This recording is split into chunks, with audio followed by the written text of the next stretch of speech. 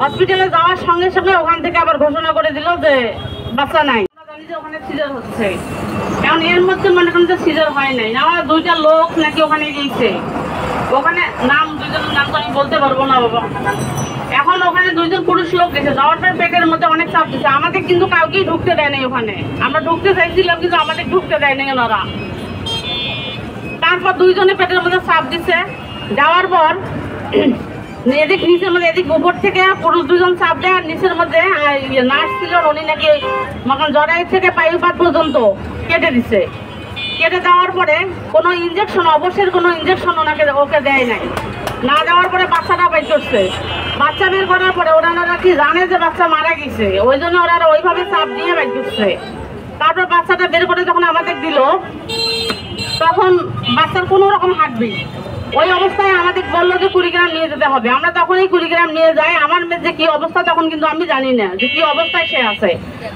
এখন 4-5 জনে ও ধরিয়ে সেলাইগুলো কিন্তু দেয়, কেসি দিয়ে কেটে দিচ্ছে, কোনো ব্লেড দিয়েও না, কেসি দিয়ে কিন্তু কেটে দিচ্ছে, ও যেটা বলছে আর কি। তারপরে আমরা তো বাচ্চা নিয়েই ব্যস্ত, ওখানে কুড়িগ্রামে নিয়ে গেলাম, নিয়ে যাওয়ার পরে বাচ্চা ওখানে ভর্তি করাইলাম।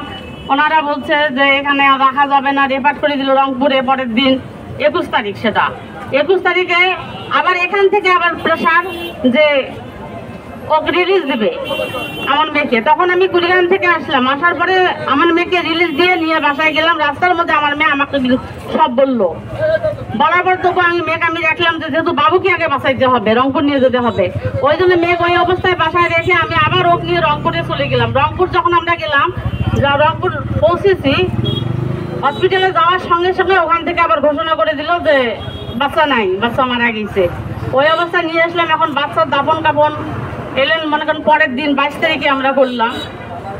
করার পরে তারপরে মনে করেন যে এই অবস্থা। আমার কাছে কথা হলো এই যে তারপর ওর হাত ঢুকে দিছিল, ওখানে ফুল ছিল না আমার মেয়ের নাকি, এরা আবার ফুল হারিয়ে ফেলছে। তখন হাত ঢুকে দিয়ে ফুলটা পেটের মধ্যে হাসতে বাইর করে এরকম।